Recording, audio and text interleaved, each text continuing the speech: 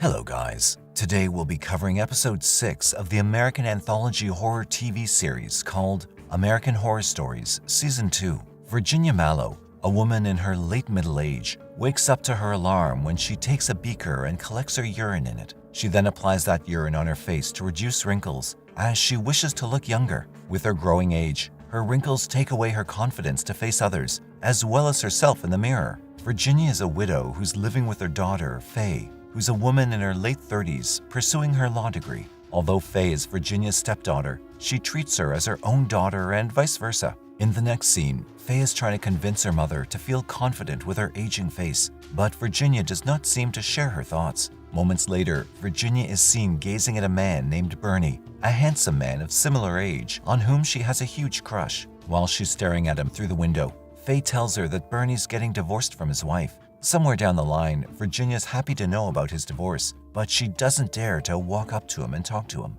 One afternoon, Virginia meets Bernie at a department store where he's shopping with a beautiful woman named Cassie. There, Virginia openly tells how beautiful Cassie is and even mentions that she's jealous of her. She then asks Cassie about the secret of her well-maintained beauty. In response, Cassie says that her secret lies in the hands of Dr. Enid Pearl, who carries out anti-aging procedures, and hence, she refers Virginia to the same doctor. She goes to meet Dr. Pearl, who's famous for her plastic surgery procedures. During the meeting, Virginia explains to the doctor that she's not able to face herself in the mirror. Therefore, she wishes to transform her face. After understanding Virginia's feelings, Dr. Pearl says that she does not refer to herself as a plastic surgeon, but instead, she refers to herself as a worshiper of beauty. She even shows pictures of some people whom she treated and transformed into beautiful individuals. Therefore, she assures her that her procedure will nourish the true beauty hiding inside anyone. Virginia seems to be impressed by those pictures and wishes to undergo the procedure.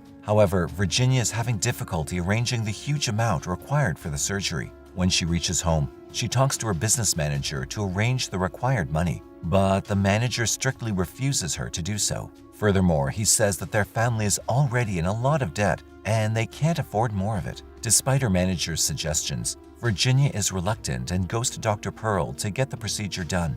But during the surgery, the team of doctors is seen chanting some strange mantras to make matters a little weirder. The night after the surgery, when Faye returns home searching for her mother, she's scared at Virginia's appearance. She has white bandages all over her face and hands, which makes it scarier. That night, it's thundering and raining outside, while Virginia is crying in pain in her room. To help her with the pain, Faye takes care of her mother by giving her the prescribed painkillers. But she makes it clear that she's disappointed with her mother's decision to undergo the procedure. During the argument, Virginia states that Faye is her stepdaughter and reminds her to stay in her lane, which deeply hurts her feelings. Therefore, Faye leaves her mother alone with her painkillers. Immediately, Virginia realizes her mistake and begs Faye to stay near her, but Faye leaves in anger. Later that night, Virginia suffers from tremendous pain, and she's haunted by the vision of demons and the sounds of the same mantras that were chanted during her surgery. At that moment, when she tries to take the painkillers on her own,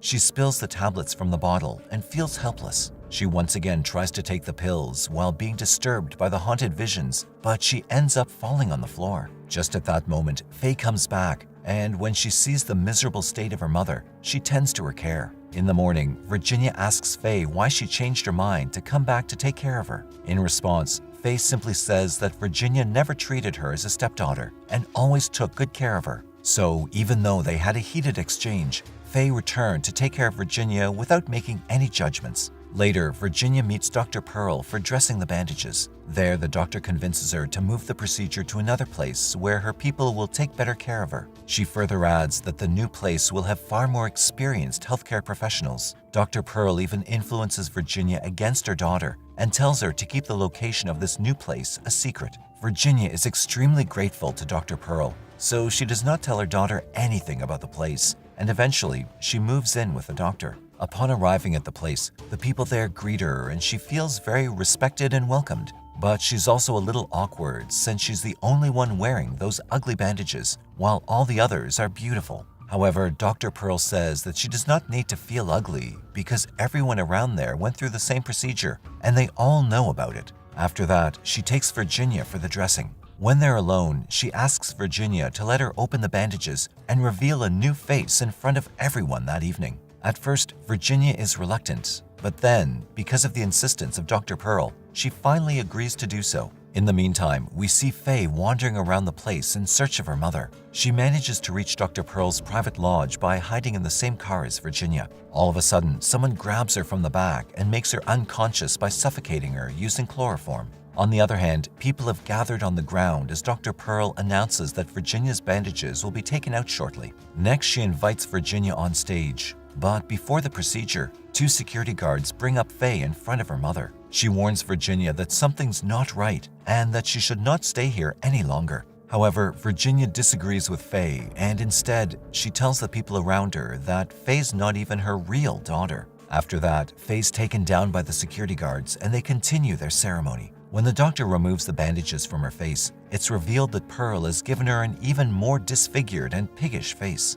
It turns out that in reality, Pearl and her staff are part of a cult that worships beauty, and Virginia is to be their annual sacrifice to the deity Etain. Shortly after, they release Virginia onto the grounds of the lodge as she attempts to escape from there. The people who belong to the cult start following her, and soon enough, she's trapped and eventually hunted down. It's then revealed that Bernie and Cassie are also members of the cult, and they end up killing her as a sacrifice. In the meantime, Faye is brought to the dead body of her mother as she cries in grief. Pearl then tells the distraught Faye that her birth mother was one of Etain's followers. Later, a more confident Faye returns to the university with the cult's signature butterfly tattoo on her wrist. There, a young man who's also a member of the cult asks her about the tattoo, and they start talking. As the two form a friendship, they start walking together toward their destination, and the episode comes to an end.